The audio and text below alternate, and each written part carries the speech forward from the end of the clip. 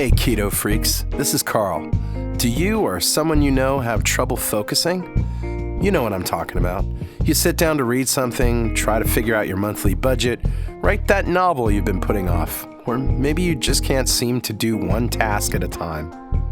Well, you may not know this, but I'm a musician as well as a software developer. Programming is a job that requires focus, long periods of uninterrupted work. It's hard. For them, and for you, I've created Music to Code By. This is music, yes, but it's specifically and scientifically designed to promote focus. Studies show that when math students were exposed to Baroque music between 60 and 80 beats per minute, they did better with comprehension and testing. So I created more modern music that is neither boring nor distracting, but falls within that tempo range. It's just the right mix. I also made the pieces 25 minutes long. That correlates to research that shows we all get brain fatigue after 20 or so minutes of hard focus. The result is thousands of happy customers. Now, you don't have to be a programmer to reap the benefits of Music to Code By. It has been known to soothe restless pets, calm fussy babies, and even help autistic kids relax and fall asleep. Listen to some free samples at musictocodeby.net.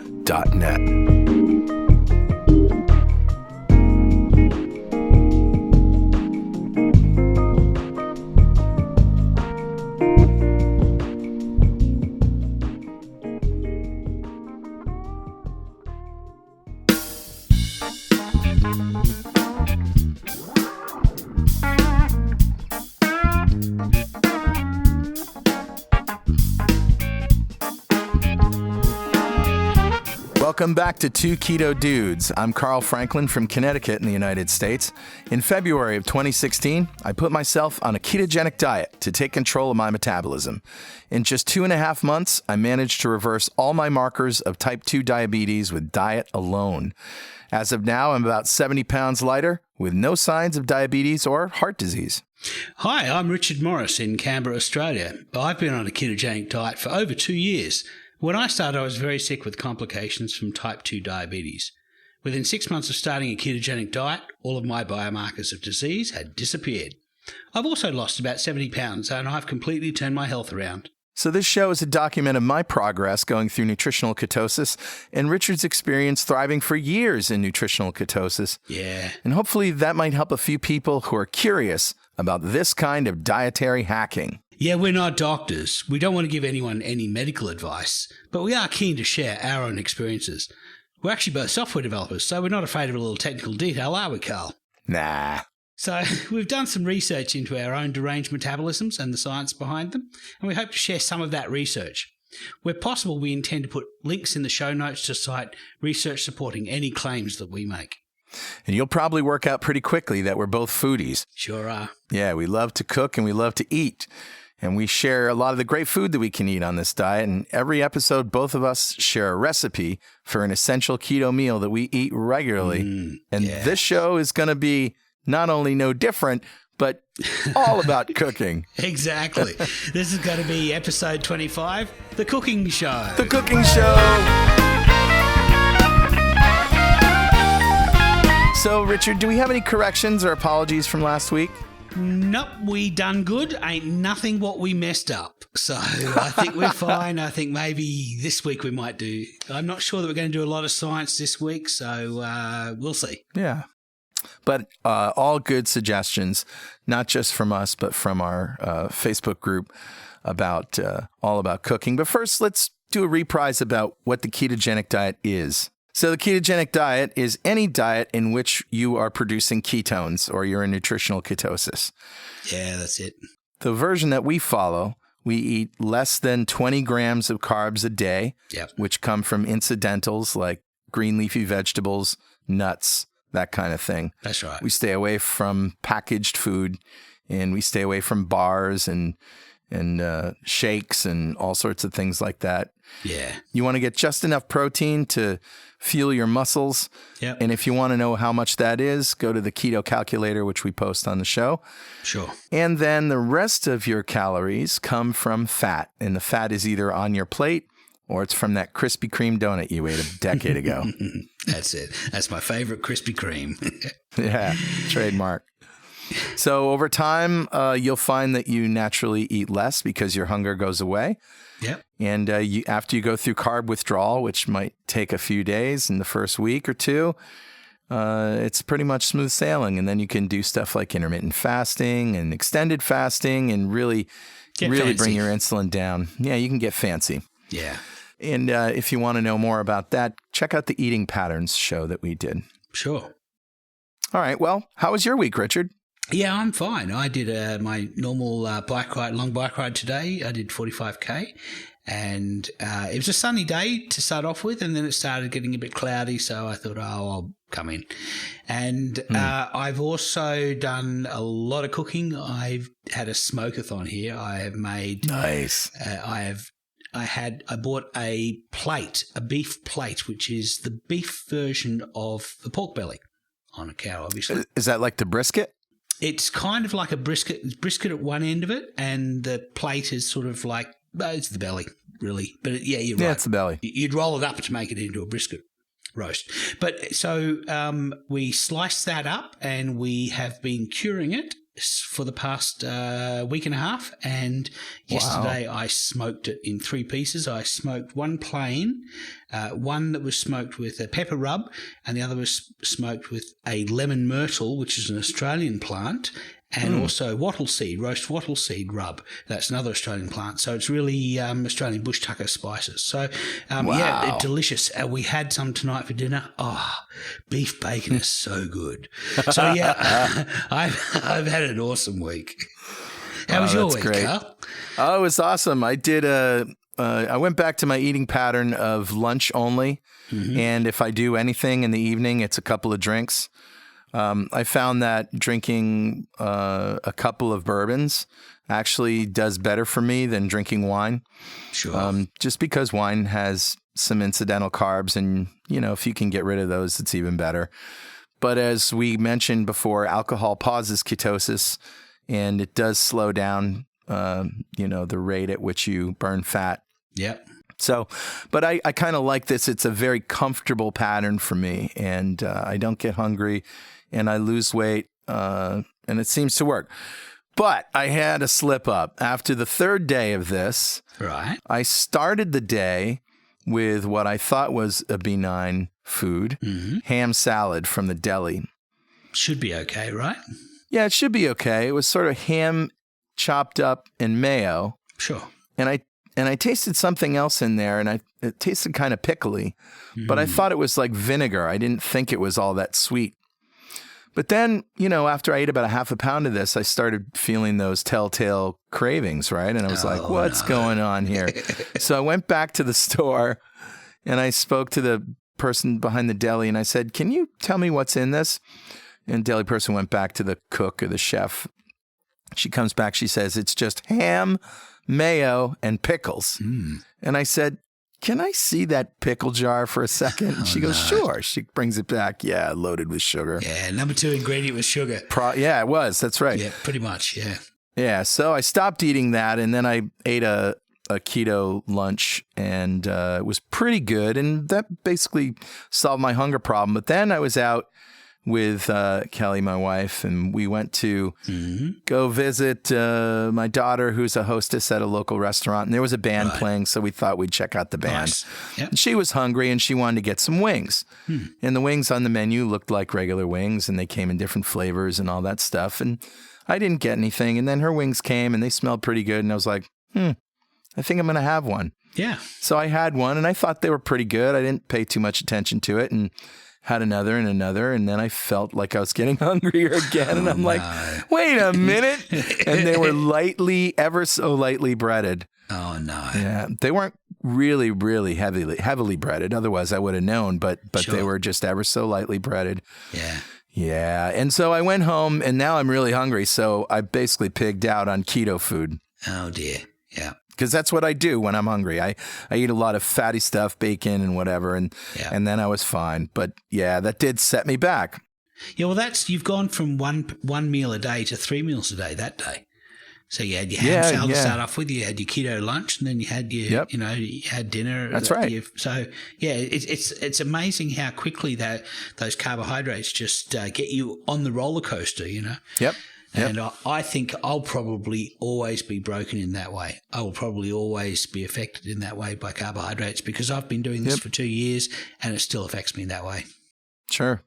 So anyway, I'm back on the horse, no problem. Awesome. And I love the fact that I can get back on the horse, Yeah. Before I got fat adapted and went through all this whole process and lost all my weight, if that had happened to me before while I was trying to eat better and eat low carb, and it happened to me a lot, I'd be wrecked for a month. Be a major setback. Yeah. Yeah, I'd go a month just saying, screw it, I can't do this, and get all, down and stuff. But now it's like a day.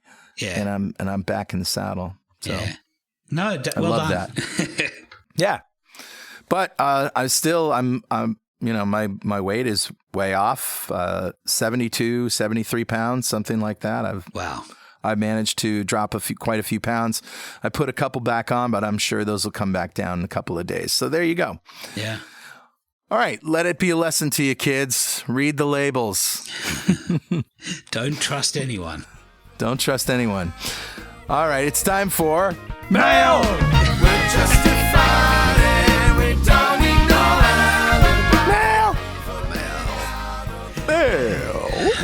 Mail. All right. We had some great mail, didn't we? Yeah, we did. We had one from our Facebook group. Now, if anyone wants to join us on Facebook, our group you can find at fb.2keto.com. Yep. But this one was from Deanna, and we've heard from her before. And yes. This email floored me. It's me too. Spectacular. Let me lay this out for you. Deanna proposes a language upgrade. Instead of saying keto flu, let's say carb withdrawal. Keto flu implies that you are sick due to ketones, which is not true. Specifically, we become ill due to the withdrawal of carbohydrates.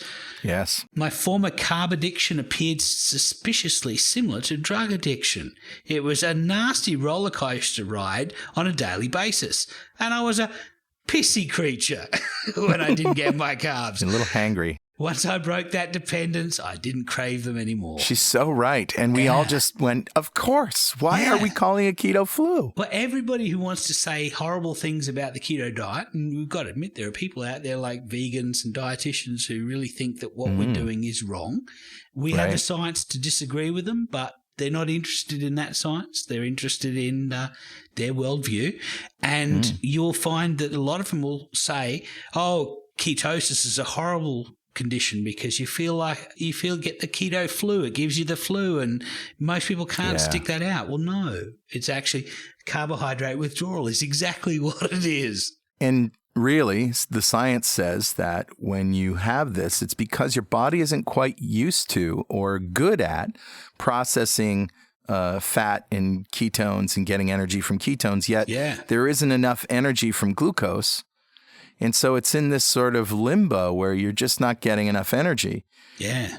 It's in that horrible valley between two comfortable peaks. Exactly. And it goes away in a couple of days. And if you know it's coming, and you know that you can stick it out, because you can, it's not impossible. It's not even difficult, really. You just kind of got to look forward to some naps. All right, well, this next one is from Jim Hausman, and he says, hey, everybody, I love the podcast so much. I started keto on May 1st, thanks to Reddit Keto, and I've discovered your podcast link there a week or so later. Cool. I'm down almost 50 pounds now. Wow. Yeah. Honestly, I might not have succeeded with the diet if it wasn't for the podcast. It's amazing. Keeps you very motivated. Thanks, Jim. Yeah, thanks, Jim. I could have not read that sentence because it was gratuitous praise, but okay, we'll take it. Having said that, I have a question that maybe a bunch of other listeners have too. I don't believe you've addressed this before, but it's a question I get from other people all the time when I mention keto. For those of us on keto solely for weight loss and not to manage diabetes, how does one transition back into the world of carbs once our target weight has been obtained? What's the exit strategy? Don't get me wrong, I'm loving keto. And I know the standard advice is keep calm and keto on. But for some of us, the diet eventually has to stop. And I'm scared of gaining it all back again. Sure. Yeah. I've just been telling people I'd add carbs back in gradually and never again in amounts like before, but account for it by exercising at the gym. After doing keto, it's like I look at other types of diets and weight loss plans as inferior. Haha, this has just been too effective and too easy, and you feel so good. The longer I'm on it, the more I'm considering just not stopping. But a lot of people will need to eventually. What do we do at the end? Yeah, so this is an interesting question.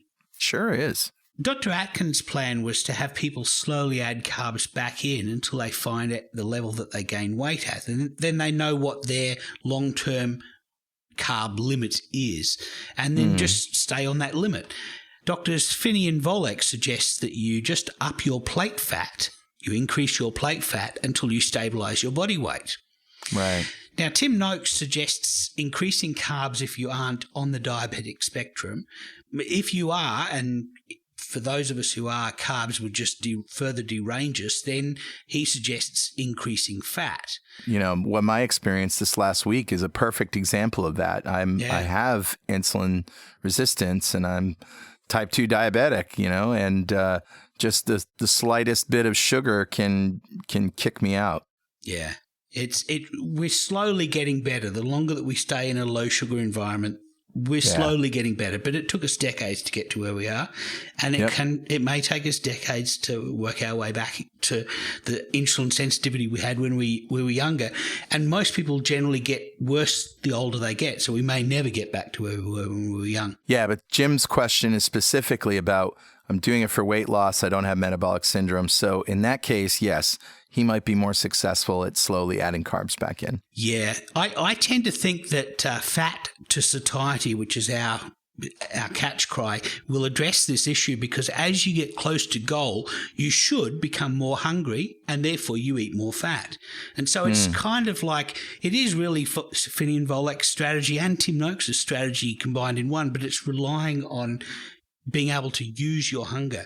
And a lot of people have a pessimistic view of hunger because in an environment with lots of carbs, hunger doesn't work very well.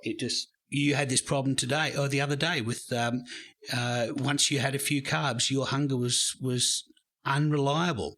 Right. But then again, I have diabetes, you know, and the question is for those who don't have it. And I have noticed in people that have done it for weight loss that don't have metabolic syndrome, that once they get to a goal weight, they can actually eat carbs and not get hungry and not have the insulin response, and it helps them maintain. So, you know, I wouldn't recommend adding carbs for anyone in my position, in Richard's position, but who knows? I don't have the experience of somebody who doesn't have metabolic syndrome and adds carbs. I don't have that experience, so I couldn't tell you. My only experience is with Julie. She did the diet at the same time that I did, and she is not insulin resistant, but she was becoming overweight, and and she can now tolerate a lot more carbs than I can. So that's definitely proven the case. My attitude is that we need to be able to trust hunger. I have an optimistic view of hunger, and that is that learning to rely on hunger and other body signals to appropriately drive our feeding strategies is the only approach that's going to work on the long term. Yeah. Because that's really what our bodies were evolved to do. And once we get rid of that confusing noise that's created by mass amounts of carbohydrates, once we get that noise out of our environment, then appetite's able to be used as an appropriate signal, just like it did for our grandparents and about 30,000 generations before them. And it only just stopped working around our parents' time when we introduced a lot of sugar into our food supply. Yeah. So that's my strategy. But I think if you eat fat to satiety, you will naturally, as you get to a stable, healthy weight range, you will naturally end up eating more fat on your plate. If you need to, yeah. All right, so we have one more, right? Yeah, so this one's from Mick, and also from our Facebook group, and Mick says, so I was thinking about all of those other diets that you hear about, Nutrisystem, Weight Watchers, etc. They always trot out some person who has lost an amazing amount of weight. And they look good, never mind the fact that they will gain it all back. Most likely, yeah. Yeah, but every one of those has the catch, results not typical. Well, I can't help but notice that everybody here seems to be melting away. Only those who give up seem to be failing to lose the weight. Dare I say keto results are typical?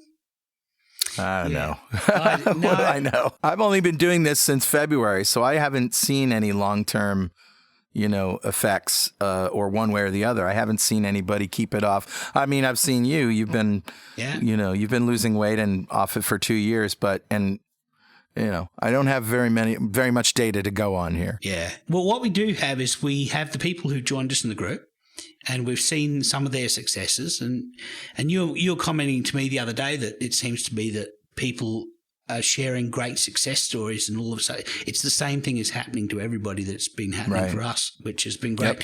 We did a poll in the group, and it turns out that 44% of people are actively losing weight. So that's an outstanding result, because for most diets, it would be more like 10% are actively losing weight and 80% are plateaued and 10 are in the process of giving up. So we've got 44% are losing weight.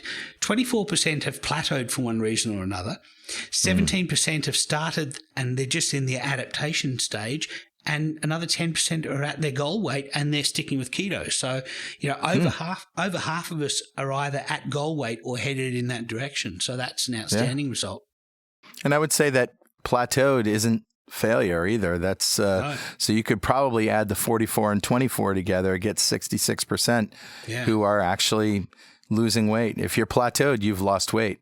Yeah, by definition. And also you're in a low sugar state, you're in a low insulin state, you're in a low blood pressure state. So, if you're a bit frustrated because everybody seems to be getting on a bus and going somewhere and you still seem to be sitting at the bus stop, it's a good place to sit and wait for a bus, because you're low blood sugar, low insulin, low blood pressure. So you're getting healthier every day. And Karen Mangicotti likes to tell her story a lot in the Facebook group, which is, for the first few weeks or months or whatever, she gained weight. Yeah. But she kept going with it because she felt good. Yeah. She felt better. And she knew that it was going to happen. So she had noticed that even though she had gained weight, she was losing inches around her waist, and clothes were fitting better. And, what's basically going on there is she's building muscle, and muscle weighs more than fat. Yeah. So there you go. You're losing fat, but you're gaining muscle. And the net effect is that you're gaining weight. And so that happens from time to time. That may be what's going on in plateaus, but we don't really know. Yeah, I think I ran into my insulin level. So, that's something that I'm working on. But I'm healthier than I've ever been in my life. So, as far as I'm concerned, weight loss is not the goal, but for me, it was a nice bonus. The goal for me was health. So I don't have an exit strategy. I plan to do this until the day I die. So I guess you could say my exit strategy is death. They can prize keto out of my cold, dead hands. That's right. Give me bacon or give me death. I feel a t-shirt coming on there. Oh, and by the way, get your 2 Keto Dudes t-shirts at gear.2keto.com. We have t-shirts and coffee mugs and stuff, and I'm not going to spend a lot of time shilling it, but just go there and see if there's something you like. Yeah. All right, well, let's talk about cooking. Yeah, let's talk about cooking. Yeah, we obviously cook because we post recipes, and we know that some of you out there don't have time to cook. Well, you think you don't have time to cook, but really, let's talk about the reasons why you should spend a little time every week cooking. Yeah, my theory has always been if you don't know how to cook, then you're just outsourcing control over your own health. And I think it's important that we teach our children, especially our boys, to cook, because there's been an entire generation, the generation that we are in, mostly don't cook. We're probably unusual that we like to cook. And I think it's probably a good thing if you have kids to inoculate them against obesity by teaching them the mechanisms of cooking. And also the fact that you're going to the store, picking out food, bringing it home and cooking it, you're getting fresh ingredients, obviously. Yeah. And, avoiding the things in boxes. And for the reason Richard just said, you're outsourcing your health to whoever put this stuff together, and whether they bent the truth by telling you how many carbs are in there or not, or sweeteners or whatever, it's just always better to eat real food. So let's talk about the excuse, I don't have time to cook. Sure. All right. But you got time to watch Game of Thrones, right? Well, it actually doesn't take that long to cook. No, it doesn't. You can literally cook up an entire week's worth of food in a couple of hours, you know? That's right. And a lot of things that we cook can go in the oven, and you just have to sit in the kitchen and take them out when they're done, or a crock pot or things like that. Yeah. So I think of cooking as an investment in time in my health. And I think of the food that I buy and the kitchen accoutrement, that I buy as medical expenses. Wow. Yeah. Let's think about this for a second. If you consider food to be medicine, you have no problem going to the pharmacy and dropping $100 on, metformin or whatever it is. I know metformin doesn't cost that much, but whatever the medications are, you have no problem taking an ambulance ride to the ER when you have a heart attack. And, that's going to cost you a lot of money and probably out of pocket because, let's face it, insurance in the U.S. sucks. Mm-hmm. And you have no problem paying these bills because you sort of have to, but nobody's really holding a gun to your head and saying, hey, you should go buy a fry pan, or you should buy a vacuum sealer, or you should get a crock pot or anything like that. These are all optional because we can just go get prepackaged stuff and cook it and eat it, or, microwave it, which is, has become very popular. But it just doesn't take that much time. Mm. And if you think about it as an investment in your health, not only a money investment in the gear that you buy, but a time investment. Like Richard said, you can just do a few hours a week and put everything in the freezer and pre-make your meals, and you're going to be so much happier. Not only that, but it's fun. Yeah, it is. It's like a down payment on enjoyment on a great meal. Absolutely. Yeah, so we have great meals here, Julie and I, and in a lot of cases, the actual meal itself takes 5 or 10 minutes to prepare because we've pre-done some of the work maybe a month ago. For example, we might take a shoulder of lamb and we'll smoke it or slow cook it, and we'll bag it up into freezer bags and into 200-gram portions. And I may have an entire tray of my freezer with about 30 perfectly portioned frozen pulled lamb. And all I've got to do is pull that out, chuck it in the microwave for a minute, chuck it in a pan, add some kind of sauce, tomato sauce, or a bit of stock, some spices, and I've got an entire range of things that I can turn that into. Yeah, so I totally agree. The first piece of equipment that you'll need to have is a freezer. Yeah. If it's your freezer section of your refrigerator, that's fine. Yeah. But, before you start here, let's throw out all the garbage that's in there, or all the old frostbitten, things that you thought you were going to eat. And can no longer identify. Yeah, that haven't been packaged correctly, and they're all sort of, So that's it. That's first. Also, before you do any of that, you sort of have to clean out your pantry, right? Sure. Julie wrote a great story on my blog, which we'll link in the show notes, on how to clean out your kitchen pantry. And her recipe for doing this is get rid of all of the snacks, and this on the blog are a bunch of alternative snacks that you can replace things like potato chips and crackers and biscuits and cookies with, and get rid of all breakfast cereals, muesli bars, granola bars. You're not going to be able to eat those in keto. Oatmeal, yeah. Pretty much get rid of all of those starches. Get rid of pasta, get rid of rice, get rid of wheat-based flours. Yeah. Sugars. You don't want any sugars in your life. No. Corn flour and cornstarch.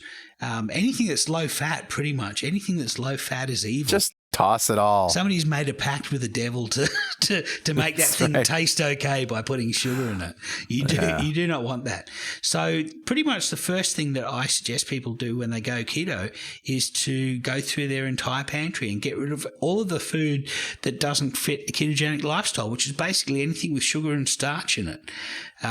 And keep all of the things like you want to keep oils. In fact, you want to add to your oil collection because there's a lot of wonderful oils like nut oils, avocado oils. Avocado oil, yeah. Yeah, olive oil is great. We even have some of the omega-6 oils, like we have a little bit of soy oil and linseed oil, flax oil. Linseed oil, flax oil, yeah. So coconut oil. Coconut oil, oh, definitely. We buy coconut oil in bulk from Costco, and we go through that stuff like crazy. So you want to keep vinegars. You want to probably add to your vinegar collection. You be a bit careful about your finishing vinegars, your balsamics. They can be a little bit sweet, but for the most part, vinegars are great. Apple cider vinegar is a must. Oh yeah, you got to have apple cider vinegar. So we love herbs and spices, and we love adding them to food. So make sure you keep your herbs and spices. Most of them have no carbs, except there's a few that have sugar in them. Like there's an Indian one that's made from fennel seeds that's coated with sugar. You don't want those. All right, so let's talk about the gear that you should buy. And we said before, a freezer. If your freezer is already stuffed full of ice cream that your partner or your roommate has got in there and you need more space, jump on Craigslist, jump on Dean's List or whatever it is. Get a chest freezer. Get a chest freezer. They're pretty cheap, or you could find a used one.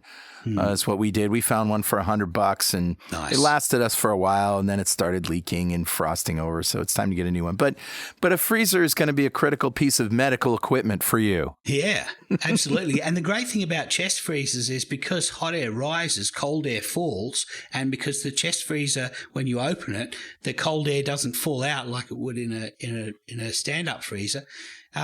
They're very efficient to run, very cheap to run. So, I highly recommend getting yourself a decent-sized freezer. Also a vacuum sealer. Now, this is a device that comes with a roll of bag that's sealed on the left and right edges, and you basically pull it off, slice it, and seal one end, put some stuff in there, and flip it over, seal the other end, and it sucks all the air out, and you're left with this really heavy-duty plastic, airtight, sealed thing that you can do. Like Richard says, he puts portioned meat in there.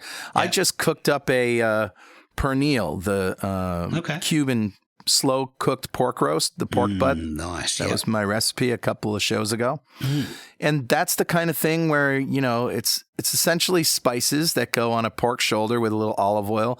Put it in a bag, an oven bag, in a rack, in the oven, 275 degrees for about 5.5 hours. And that's it. That's all there is to it. Nice. You just put it in and you take it out 5.5 hours later. What's the problem? You sit in the kitchen and work on your laptop or go take a nap or whatever, and you come back. Go cut some code. Yep. Yeah. You let that rest, and then you make up a sauce with the juice and add some butter or heavy cream and get that in, and that'll solidify. And then you can take some of that pork butter, I like to call it, and butter. Just add it to the portioned and versions. And with our leftovers, I had 6 meals out of that. Wow, that's pretty impressive. Yeah. So anytime I'm home and I don't have time, I'll, like Richard says, throw it in the microwave. I prefer not to put plastic in the microwave for, because I'm a little paranoid about BPAs. BPAs.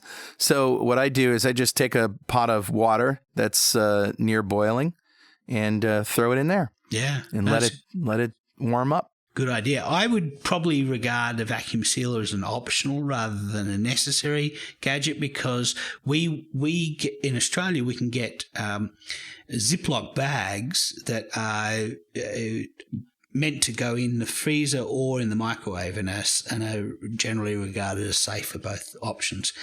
They have a little space where you can write on what they are, and you can actually use a Ziploc bag to remove most of the air by rolling the food. So, if you can't afford a vacuum sealer, then you can buy Ziploc baggies, which will do the job. But yeah, I love my vacuum sealer. I use it for sous vide. I use it for everything. Yeah, there is a hand pump version of a vacuum sealer where you can get special Ziploc bags that have a flap or something. Yeah. And I'm not sure if Ziploc is the brand, but essentially then it looks like a bicycle pump, but a smaller one. Okay. And you basically set it right over this flap and then pump it out, and it sucks all the air out. It's like a little valve. Yeah, the valve, exactly. And then there are little Tupperware style containers that also work with this hand sealer. Oh, okay. And so, yeah. So not only do you have bags, but you can actually seal these, things. Yeah. And using those, of course, is going to be more expensive and going to take up more space in the freezer. But you get the idea. What you want to do is make something that's going to give you 10, 15 meals, Right. and then portion it up and freeze it in these bags. And you want to get the air out. Otherwise, it's going to get freezer burn, and it's not going to be good when it thaws. Yeah. That's true. So what other kitchen gadgets would you put on your list of must-haves? Definitely a cast iron fry pan or two. Oh, yeah. Yeah, definitely. Yeah.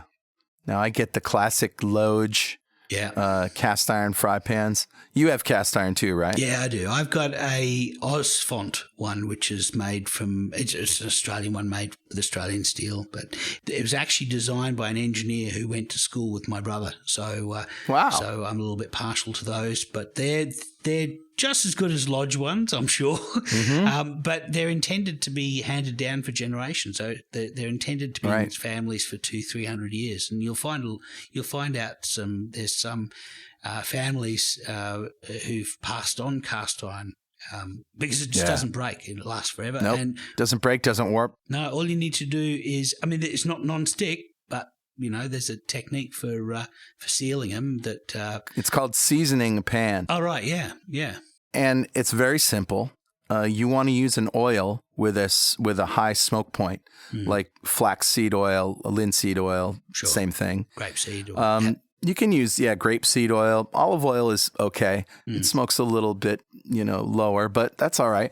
And what you're going to do is essentially coat the pan all over, and I mean all over, under, over, inside, handles. No surface should be unfatted. And then essentially you put it in a 350 degree Fahrenheit oven for about an hour, at least an hour. And then you want to turn off the oven and not touch it, because guess what, kids? That's going to be blazing hot. Very hot. And let it cool down. When it comes out, you wipe it out, and you're probably done. Yeah. You may want to do it again if you need to at a certain point. But the next question is, how do I wash, these pans? Don't put it in the dishwasher. Don't put it in the dishwasher. But I've heard people say you can't use soap to clean. Oh, you can, Yeah, you can. Absolutely. What you can't do is use an abrasive, right? So don't use a scoury steel wool. Yeah, that'll scrape off your seasoning. If you put it in the dishwasher, what will happen is you'll lose all of your seasoning, and then it'll rust if you don't season it immediately. So you pretty much, if you do dishwash it, I guess we wash ours maybe once a month or so, just in soapy water. Most times you just wipe it out with a paper towel. They don't pick up a lot of food residue. We also have a German pan, which is not a cast iron pan. It's a steel pan, but it's a non-stick steel pan. It doesn't have a Teflon coating. It's the actual steel itself is very milled very finely. But I love my cast iron. If you want to get sear a steak, just put the cast iron pan on a high heat and just let it sit there, and it just builds up a rolling heat, and then you put your steak on and it jumps. It is so quick to sear. Yeah. So there's a couple of other things here. After you wash your cast iron pan, you need to dry it immediately. If you let the water sit on it, it's going to rust, as Richard said. Dry it with a paper towel immediately. Also, cast iron keeps and holds heat better than stainless steel or Teflon coated pans. That's true. Yep. And so you typically don't have to turn them up as high, especially if you're over a flame. So typically when I'm cooking anything in a cast iron skillet over flame, I have a propane range. Yeah. I'll just turn it to medium low. Okay. And that's where I start. Medium is really too high for most things that need to cook, like eggs or even sausages or hamburgers or anything like that. Yeah. The other thing is that if you make a meal in it, a sauce or a stew or something, you can set it on a trivet and it'll hold the temperature for a long time. So you don't have to put it on a low stove. You just throw it on a trivet and it'll hold its heat nicely. Yeah. If I'm making eggs for my family in the morning. I'll cook them up, and it might take a few minutes before the kids come rolling into the kitchen to have breakfast. I'll just let it sit in the pan until they're ready, and it'll keep them hot. One thing that I really like using with a cast iron pan is a cooking stick. Now, this is a device. I've been looking for the link to this thing because it is a thing, but basically it's a wooden spoon with a flat end, and it's got a flat, like a spatula. Like a spatula, but it's got a flat sort of edge to it, and it's really good for pulling the fond off the bottom of the cast iron pan when you're cooking. Like you cook some bacon or something and you've got that little crispy stuff on the bottom of the pan. Oh yeah. So this can get in there, and because it's wood, it doesn't scour the pan, it doesn't damage the surface. So I love my cooking stick. I'm going to I guess I have to put a photo of it on my blog, but I've got to find the website for these people that make this thing. But it's just a spatula, a wooden spatula, but it's called a cooking stick. All right. We also talked about using a slow cooker or a crock pot. Oh, yeah. And this is great for people who want to save time, because you get up for work in the morning, and before you go to work, it takes you 5 minutes to put stuff in the crock pot, whether it's a porchetta or a roast or, some pork or some lamb. Put a little liquid in the bottom, not too much, because more liquid means it'll dry out. This is something that a lot of people learn the hard way. And put some oil in there is better, a better option, seasoned oil. And then just let it cook and set it on low and go away and come back after work, and you've got dinner. And what you can do actually with slow cooking meals is you can, on a Sunday before your week starts, you can put together 7 different meals in bags ready to go and just freeze them. And you just you've got all of your ingredients in the bag. It's frozen. You've got Monday written on it, or Tuesday, what it is and how you propose to eat it, and you just dump it in your slow cooker, go off to work. When you get home, you've got a freshly cooked meal. It's wonderful. Yeah, that's right. A blender. Everybody needs a blender. Oh, yeah, definitely. What do you call it, a whizzer? Yeah, you could whiz it. I've got one. I've got a bunch, but I have one called the Magic Bullet, which is awesome. It's a as seen on TV Demtel item, but it does a really good job of grinding spices, a really good job of mixing up sauces. I've also got a stick blender for making mayonnaise. And I've got a food processor which can also blend for large batches and stuff. So those 3 are probably my critical ones. You want something cup size, you want a stick blender, and you want something bowl size. I also have a food processor. Now, remember, this is medical equipment. You have to really look at this as an investment in your health, kids. Yeah. Right? And you can't justify this as just stuff I like to play with. This is your health we're talking about. Yeah. And, the more you cook at home, the healthier you're going to be. So I have a Cuisinart food processor that I use for everything. Yeah. I love it, love it, love it. Yeah. Wonderful. I've been tempted to buy a Thermomix. These are devices that cook and blend, and you basically, they're programmable. You can set everything up and they'll do the job for you. You can temper chocolate in them, you can make mousse, you can make soup, you can make everything in them. But they're like $1,800, and the only way you can get them in Australia is through a party plan. So you have to basically go to somebody who's already got one, and it's like a multi-level marketing thing. And $1,800. But I'm tempted. It's a medical equipment. It's important. Yeah, that's right. It's medical equipment. Would you skimp on a dialysis machine for your house? No, I don't think you would.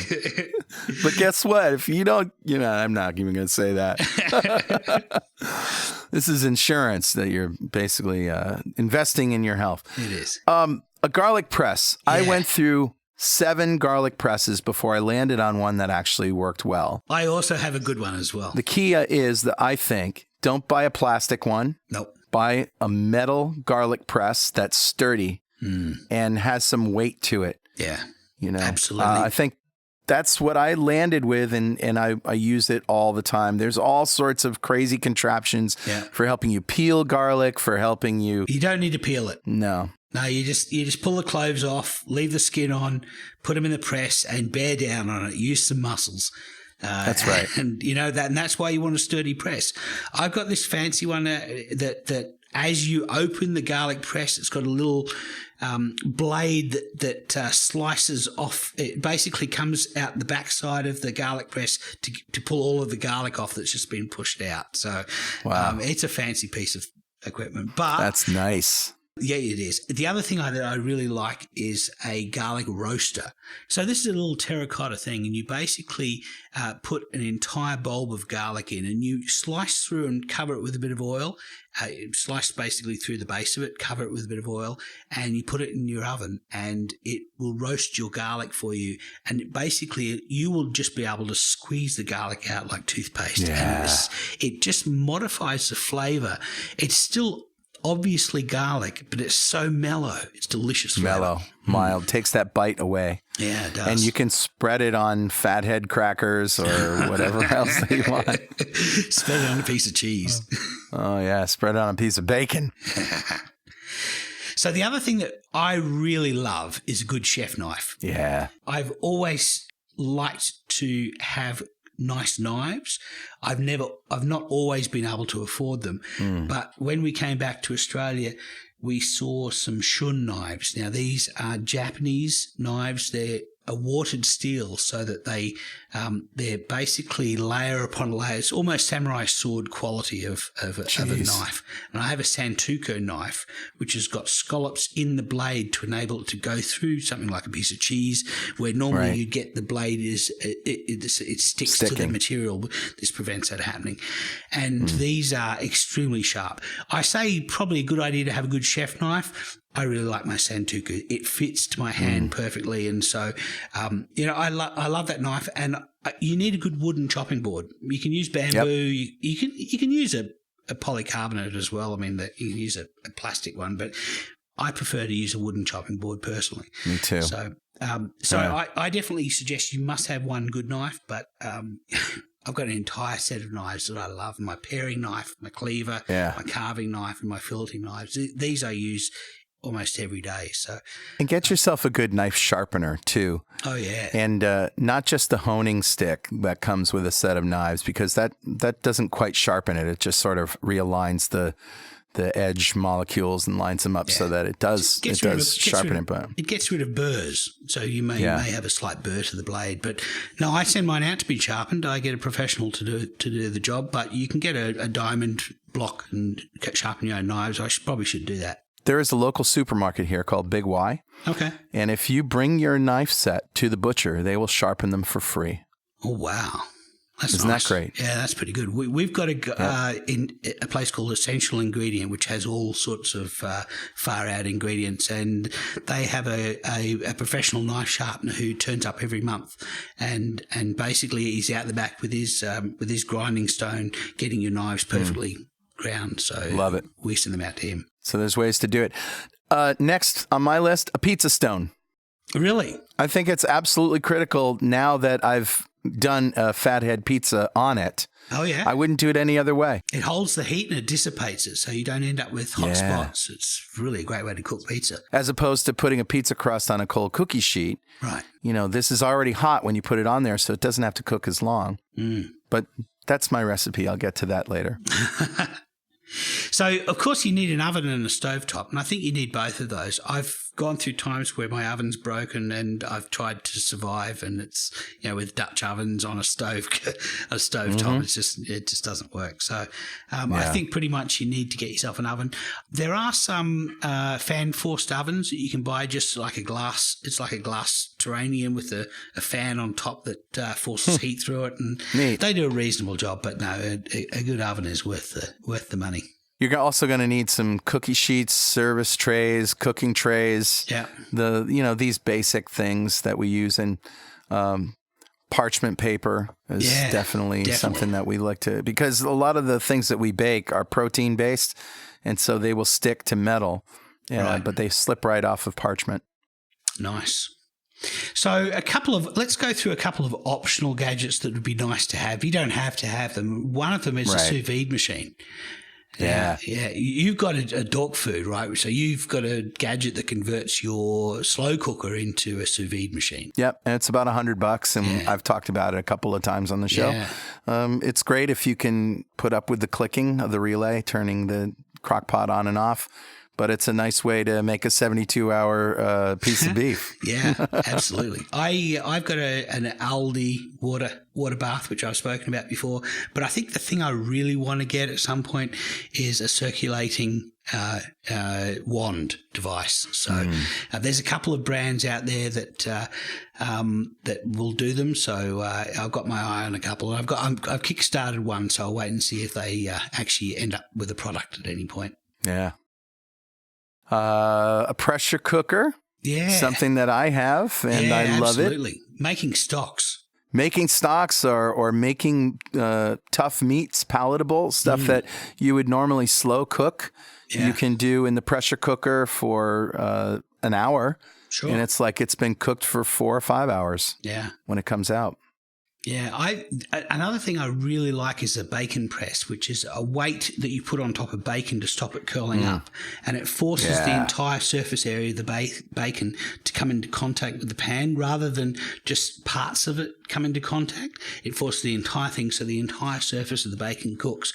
And I got to get one of those. Yeah, I got one from a place in America, actually in Los Angeles, in Glendale, called Sula Table, but it's got a wooden handle and it's got a cast iron base, and it does a wonderful job. So I highly recommend a bacon press. Wow, I'm going to get me one of those, because this is how you use it. You put the bacon press in the hot pan and let it heat up. Yeah, and so now you've essentially got 2 pans, one on the bottom and one on the top, and your bacon not only cooks all the way through, but it cooks in half the time. Sure. The other thing I really like is a ring form, which is it's like a cookie cutter, like a large round cookie cutter, but you use it to place food in the middle of a plate. It's a fancy thing that chefs do, but I like it because it means that I can stack fennel salad on the bottom. I can stack pulled meat in the middle. I know Carl's laughing right now. He thinks I'm laughing because I love this. Yeah. I mean, we're foodies here. Like, we're eating really restaurant quality food that we're making at home. It's a ring mold. Who does that? I do that. Now, you can actually ghetto it.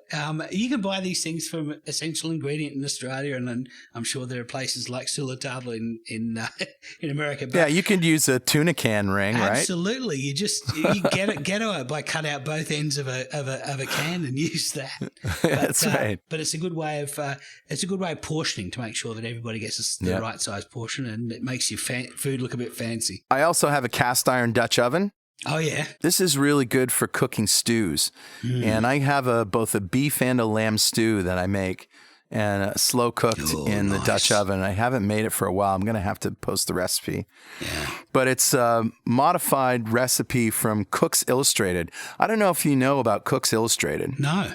Well, you've heard of Consumer Reports. Yes. All right. Consumer Reports is a not-for-profit organization that does testing of different products and then rates them, and they are free from advertiser influence. So they're strictly subscription-based. You buy a subscription and you know you're getting an unbiased opinion. Sure. Well, Cook's Illustrated is sort of the Consumer Reports of cooking. Okay. They have, if you've heard of America's Test Kitchen, they have a test kitchen suite in Boston, this huge place where they essentially perfect recipes. And then they it's a subscription-only magazine with no advertising, and they publish these stories where they go through the process of how they started, what didn't work, what did work, and how they modified the recipe to end up where they got. Wow. Yeah, it's just wonderful. The problem is, of course, it's not low carb. So if you don't mind the food porn with the biscuits and the pies and the cakes and all that stuff, it's really good for essential cooking techniques, though. Right. So the Dutch oven, what it is it's a cast iron, for lack of a better word, a kettle-looking thing. And you can buy a large version and a small version. Has a cast iron lid. Yep. And essentially, like a slow cooker, you put stuff in there and put it in the oven. And yeah, you can use one instead of a slow cooker. I've got a large La Creuset one, it's enameled. It's an enameled cast iron, so that makes it even more non-stick. You don't have to season it, but it does a really good job. Fish is, you can do fish in it very easily, or stew, as you say. Do a nice stew. Yep. Yeah. So another gadget that I've got that I know that you're going to get for your birthday, which is coming out very soon, is a hot smoking box, right? Yeah. So this is a device you basically have a propane fire underneath.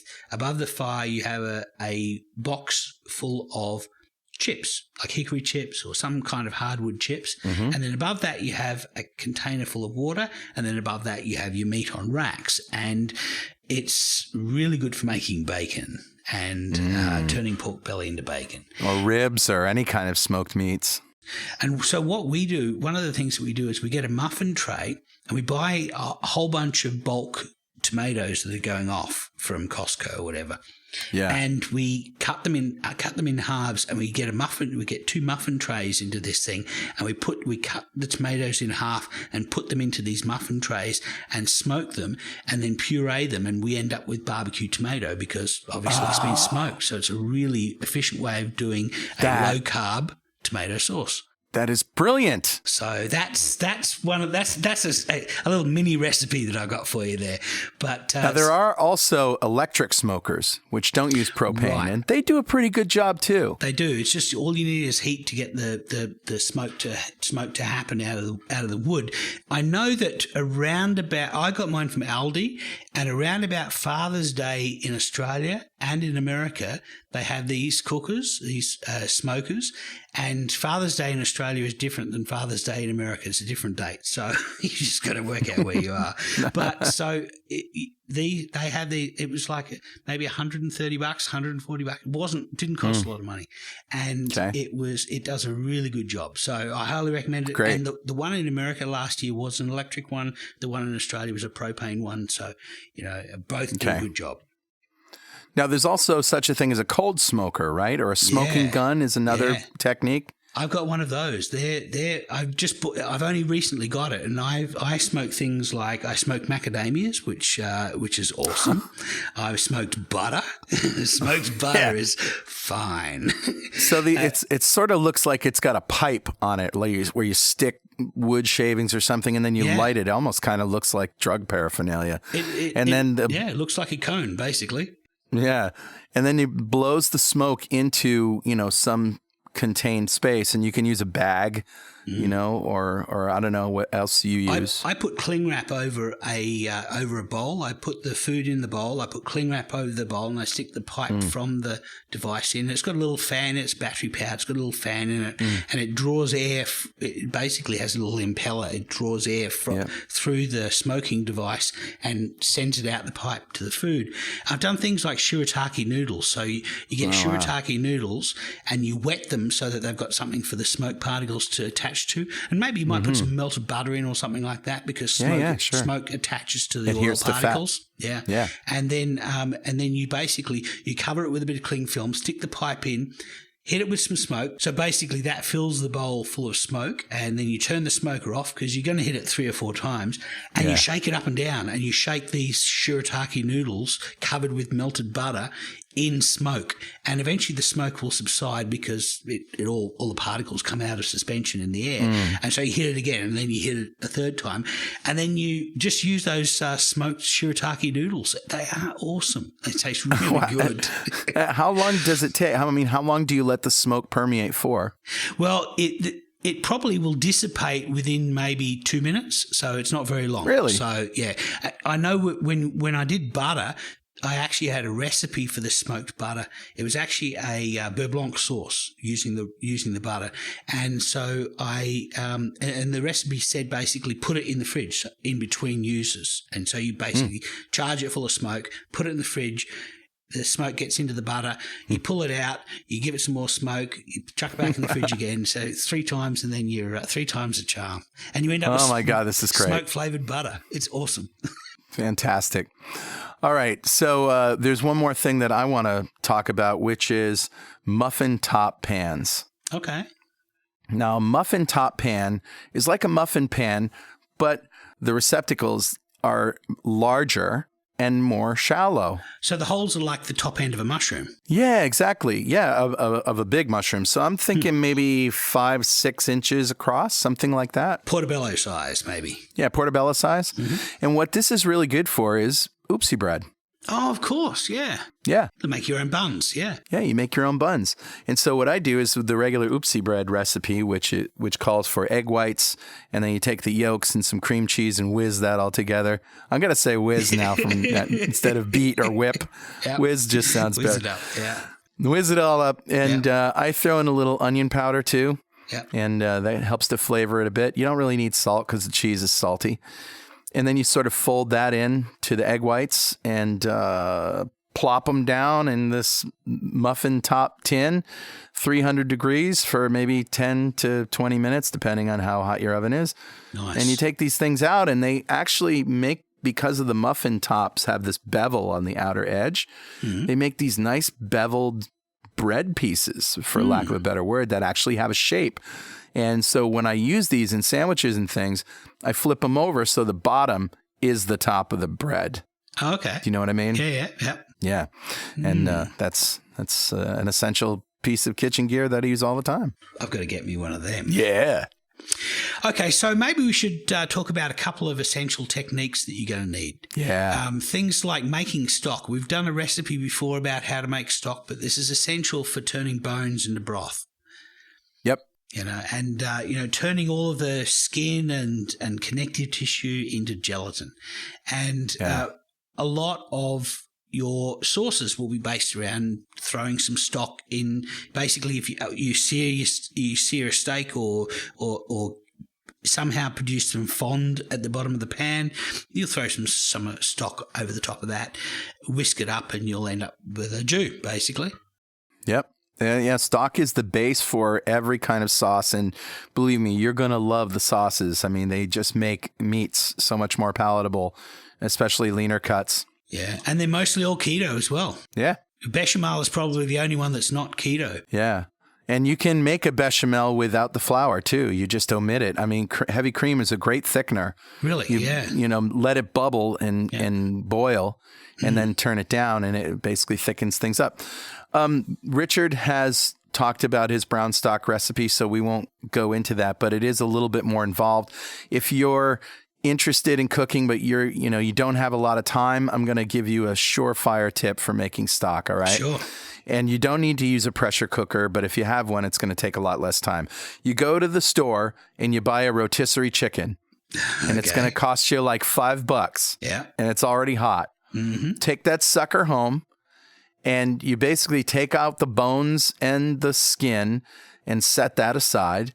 Peel all the meat off. Just use your fingers. Just peel all the meat and put it into a plastic Tupperware or something like that, or a metal bowl. And, make the meat bite-sized. Mm-hmm. So it's not just big pieces of meat. Just rip it all up. Take all them bones and that skin, and you put that in a pot with water, salt, maybe some thyme, maybe some rosemary, maybe some sage. Bay leaf, maybe. Yep. Bay leaf, maybe some onion powder, maybe some garlic. Mm-hmm. And you just let that cook on the stove on simmer, get it to a boil, and then simmer it for a few hours, 3-4 hours. Yeah. If you have a pressure cooker, put it in the pressure cooker, do 2 1-hour cycles. That's it. Oh, yeah. That's it right there. But what's great about that is it's already got that fond on the outside. It's already got that sort of char, not a char, but... It's a Maillard reaction. It's a Maillard reaction that's happened on the surface of the skin that's turned it brown. It's caramelized, I guess. Yeah, it's caramelized, right. Yeah, cross-link the proteins and the sugars, yeah. Now, what do you do with all that chicken? Well, I'm going to tell you. Mm-hmm. You get like a whole stalk of celery. Okay. And you chop that celery up into fine pieces and add it in there. Squirt in some mayonnaise, some celery salt, some black pepper. Kids, that's all you need. You've got the best chicken salad in the world right there. Oh, nice. And that chicken salad is great for just pull it at, when you're hungry, you pull a little bit out of that, take a slice of smoked Gouda cheese, like our provolone or some sort of really good cheese, slap some chicken salad in there, wrap it up, eat it like a taco. I'm telling you, no hunger gone. Lovely. And now you've got stock. That's it. That's pretty impressive. That's a lot easier than my recipe.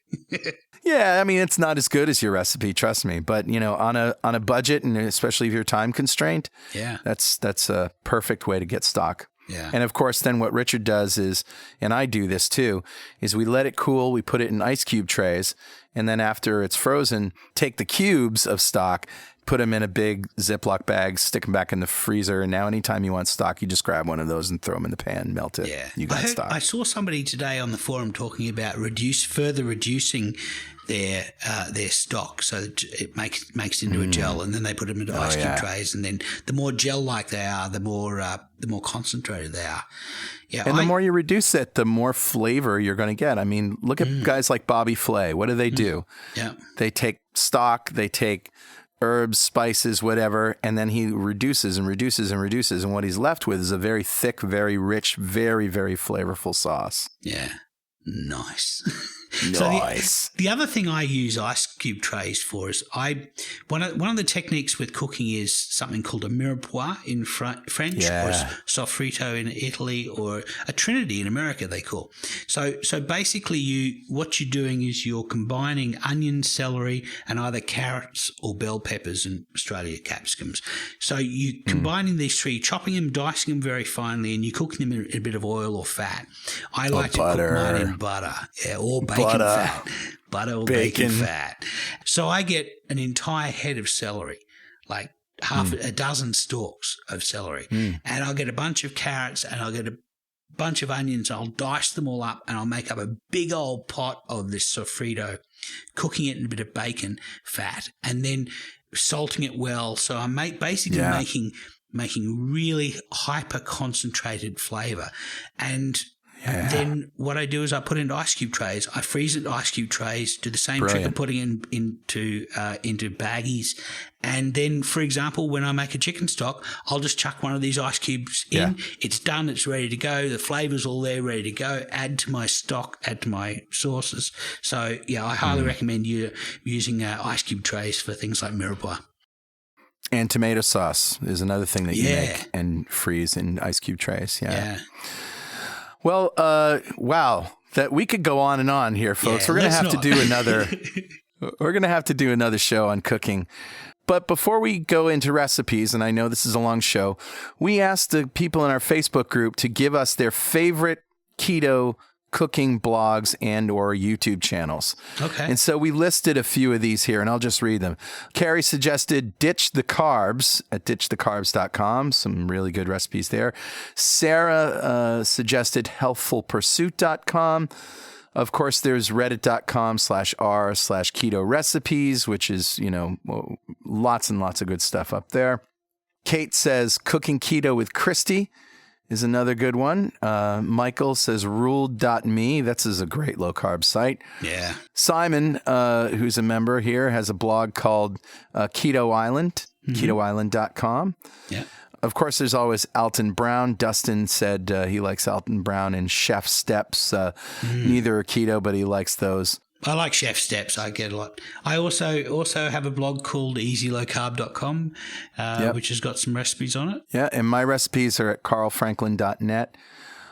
Caveman Keto is another good one, and I like him because his videos are concise. He doesn't waste your time, but you know exactly how to do what he's doing. And he does fat bombs, he does fried cheese, he does all sorts of great stuff. And with that, I think it's time for... Recipes! Save your due for a little. Recipes. Not that this whole show hasn't been recipes, but okay. Hit me, Carl. Hit ya. Okay. I have talked about my take on Fathead Pizza. And if you don't know what Fathead Pizza is, there was a movie called Fathead. And in this movie... I haven't seen the movie, but at least on the blog anyway, there's a pizza crust that is made from mozzarella and cream cheese and almond flour or almond meal and an egg.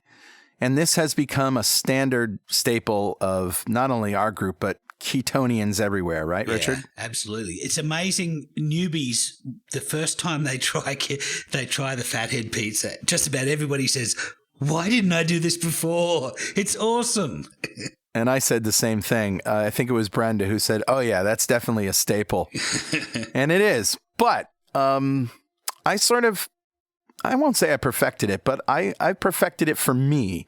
Right. And I like this version of it, which I'm calling Carl's Head Pizza.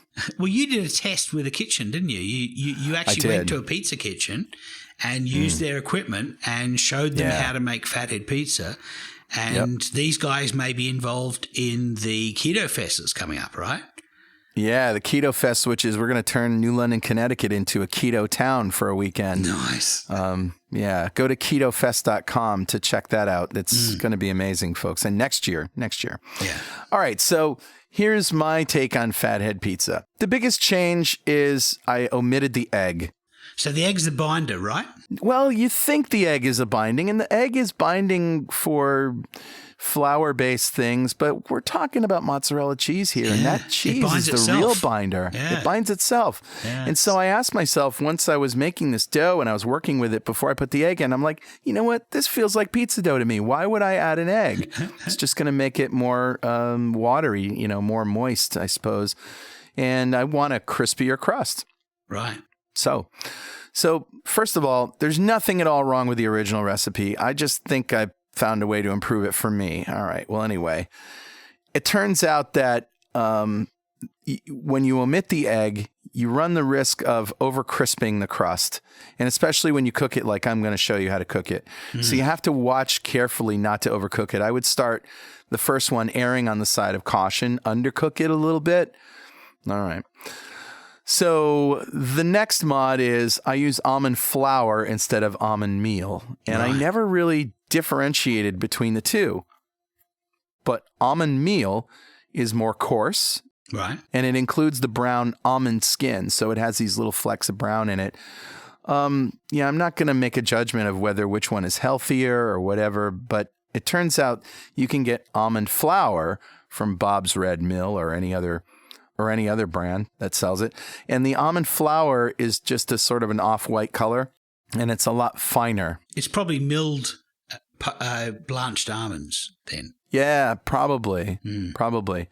And it seems to also be finer than meal. Meal tends to be coarse, flour tends to be fine.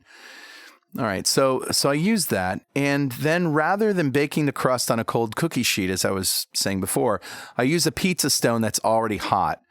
And that gives the bottom a nice pizzeria-style crust. Right. And I also, when I flip it over, I brush a little olive oil on the bottom when I cook the toppings. In fact, I brush olive oil on the top when I cook the toppings. Yep. You can't add too much olive oil to a pizza crust, let me tell you. No. All right, so here's the modified recipe. 1.5 cups of shredded mozzarella cheese, 2 tablespoons of cream cheese, 3/4 cup of almond flour, a little garlic salt. Get the pizza stone or a preheated cookie sheet. You need some parchment paper. You need a rolling pin. So you place the pizza stone or the cookie sheet in the middle rack of the oven and preheat it to 450 degrees Fahrenheit. You put the mozzarella and the cream cheese in a microwave-safe bowl and cook it on high for 60 seconds. You remove that and stir it up with a fork until it's blended, and you put it back in the microwave for another 30 seconds. And then you pull it out, stir that up with a fork again, and now you add the almond flour. And you really got to work this in and stir it well until it's completely incorporated. And then you want to let it cool for a minute because you need to work it with your hands.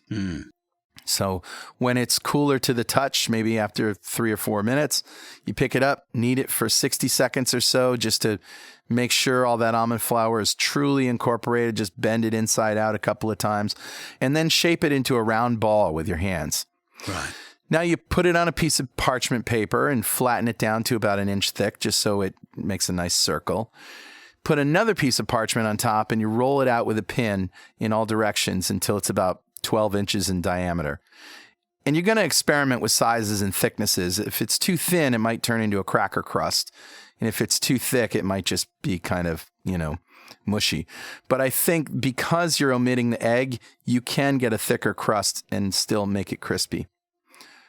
So take the top parchment off, set it aside because you're going to need that.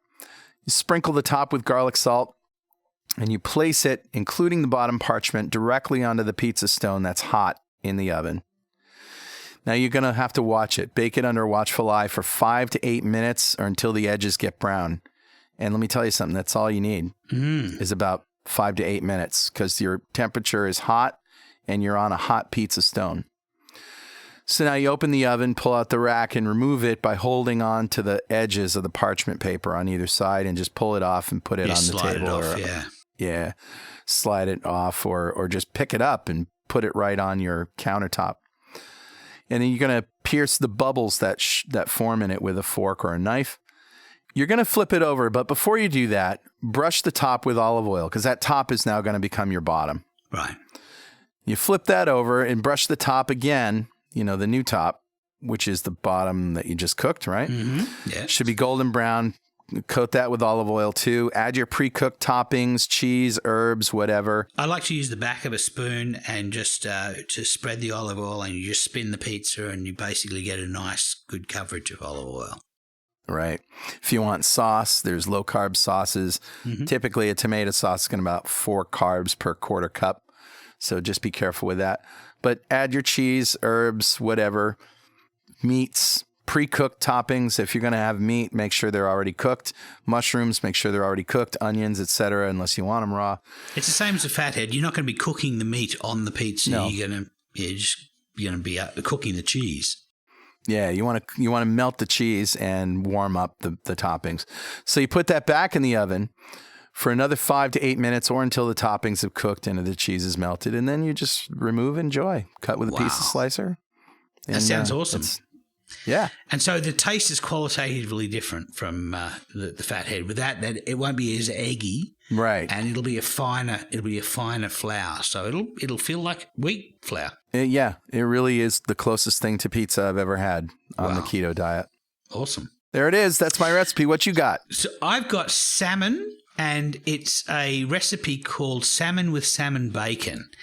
And what I'm going to do is I'm going to use a sous vide to cook the salmon perfectly medium rare. Yeah. Now, the problem, the salmon's an oily fish. It's fine for most people to eat medium rare, but children and elderly and immunocompromised people shouldn't eat medium rare fish.